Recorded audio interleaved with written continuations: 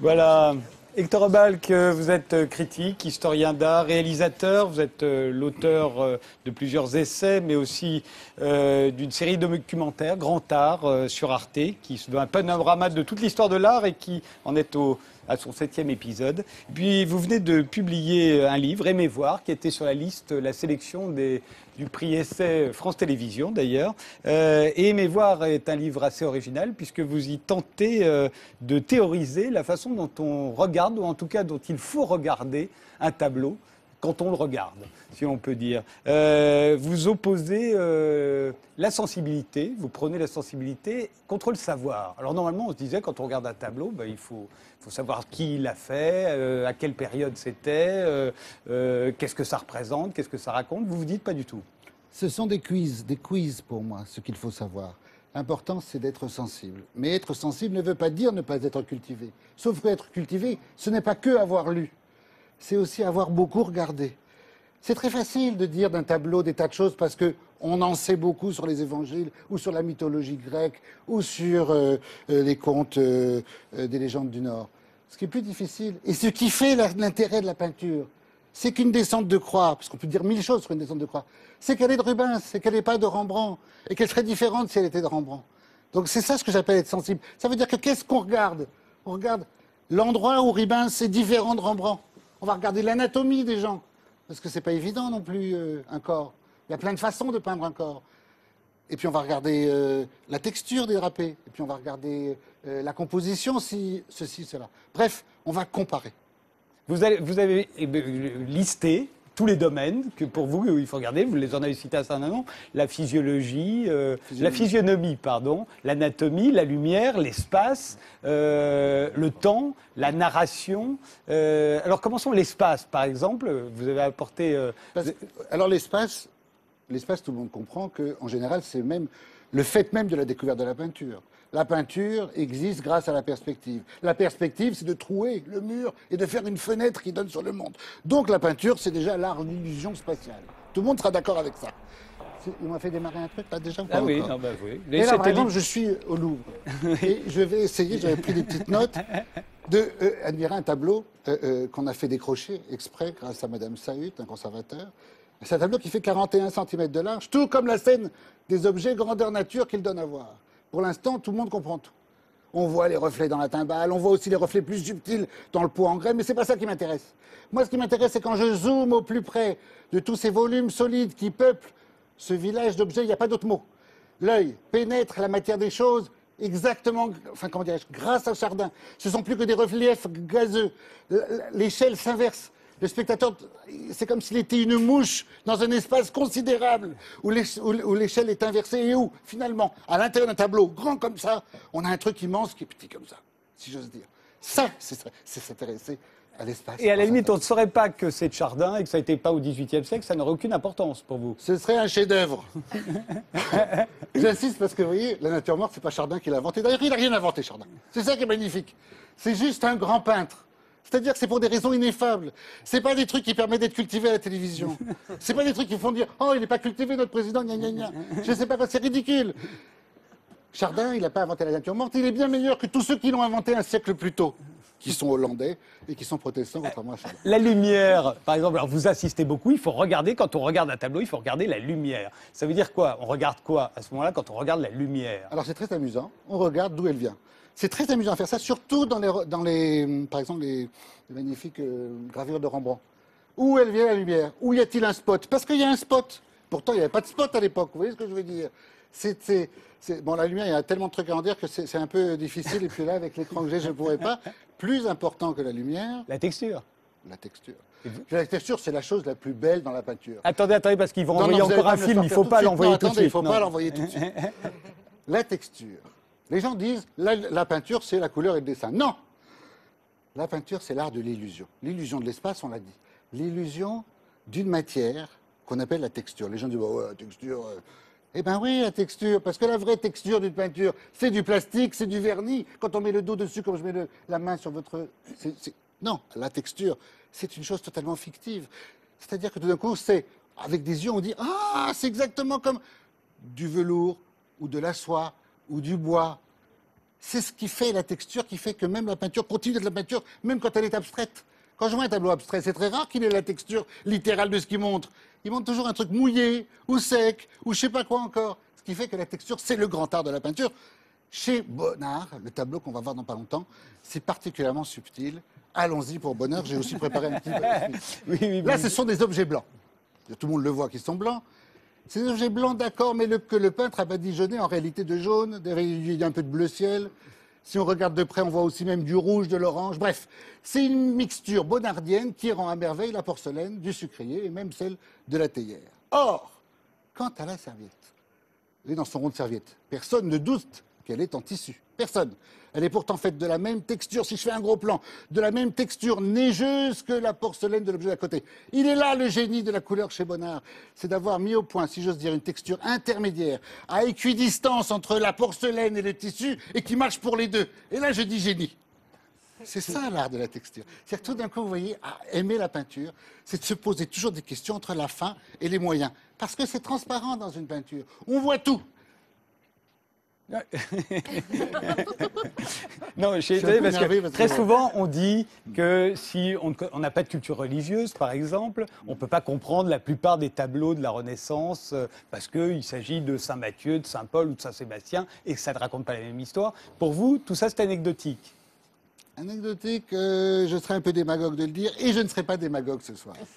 C'est très important de connaître les évangiles. C'est juste que la peinture ne va pas vous aider tellement à vous enfoncer mieux dans les évangiles. Oui, c'est important de savoir, tout à l'heure je disais, une descente de croix.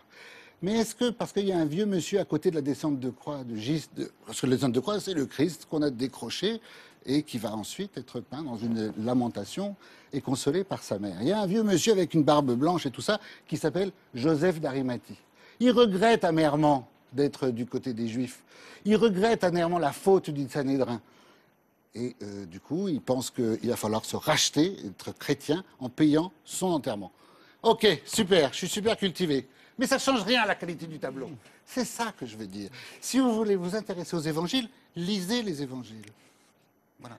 Néanmoins, la capacité narrative d'un tableau, ça fait partie de ces domaines d'excellence dont vous dites, dans lesquels les grands peintres rivalisent. La capacité de la narration. Alors, juste avant la narration, on pourrait dire il y a déjà le temps qui passe. La narration, c'est déjà quand ça se passe. Oui, le temps, justement, pourquoi vous dites le temps et pas le mouvement? Parce que le mouvement, c'est spectaculaire, tout le monde comprend. Tiens, il peint vachement bien le mouvement, c'est plus difficile que de peindre quelque chose qui n'est pas en mouvement. Mais en vérité, il y a du mouvement dans tous les tableaux, même dans un paysage. Mais ce mouvement est tellement lent que je préfère dire le temps. Quand tout d'un coup, dans un paysage, vous avez une éclaircie au bout, là, c'est ce que j'explique dans mon livre. On se dit, tiens, elle ne va pas durer longtemps. Elle ne va pas durer longtemps. Quand tout d'un coup, dans une nature morte, il y a une petite coccinelle, on se dit, tiens, ils ont saisi un instant. Quand tout d'un coup, dans un portrait, la dame, au lieu de regarder face à elle, elle fait comme ça, vous voyez, toc, elle fait comme ça, il y a le blanc de l'œil. Et là, on se dit, tiens, elle va tourner le regard. Donc le temps est court. Plus le temps est court, plus c'est beau. Est-ce qu'on peut appeler ça du mouvement? Je ne suis pas sûr. En tous les cas, c'est déjà ce serait plus clair. Voilà, ce serait déjà un début de narration. La narration, ça existe dans la peinture. Je ne la nie pas. Mais la seule qui m'intéresse, moi, comme narration, on a encore 2 minutes où je peux Oui, bien sûr. Vous avez même apporté un tableau. On va pouvoir le passer. Oui, on va le passer. La seule narration qui m'intéresse, c'est celle qui, en fait, se comprenait d'elle-même. Si on regarde de près, je donnerai un exemple dans le magnéto dernier, qui doit être celui-là. J'avais même apporté une petite note. Je suis dans un très joli musée à Londres qui s'appelle Le Courtauld. Je suis devant le dernier tableau de Manet que Manet ait peint. Il s'agit du portrait d'une serveuse qui tient son bar dans une salle de café-concert. Bref, je n'invente rien, il y a quelque chose de très spécial dans ce tableau, mais je ne vais rien inventer, je vais le suivre comme vous, parce que comme vous, je vois la magnifique nature morte comme vous. Je vois derrière les bouteilles de champagne, je comprends comme vous que la serveuse est adossée à un miroir dans lequel se reflète la table de marbre, et aussi je vois aussi la foule derrière la balustrade du grand théâtre en fumée. Bref, une fois que j'ai compris que derrière c'était un grand miroir, je devine, comme vous, que la serveuse est en réalité en tête-à-tête avec un monsieur là dans la glace qui s'intéresse très fort à elle, ce qui n'a pas l'air tout à fait réciproque. C'est-à-dire, comme elle est seule face à nous et que ce pauvre homme est assez transparent à ses yeux, le grand vide devant lequel elle se trouve est un moment le plus fort du tableau. Ce n'est pas nous qu'elle regarde presque, mais presque nous, puisque nous sommes à la place du monsieur, tandis que son visage est plongé dans une mélancolie profonde. Bref, ce tableau racontait quelque chose et il n'y avait qu'à le regarder gentiment. Cela dit, on a l'impression que pour vous, quand on regarde un tableau, aimer voir, c'est le titre de votre livre, c'est aimer juger. On ne peut pas simplement regarder un tableau sans le juger.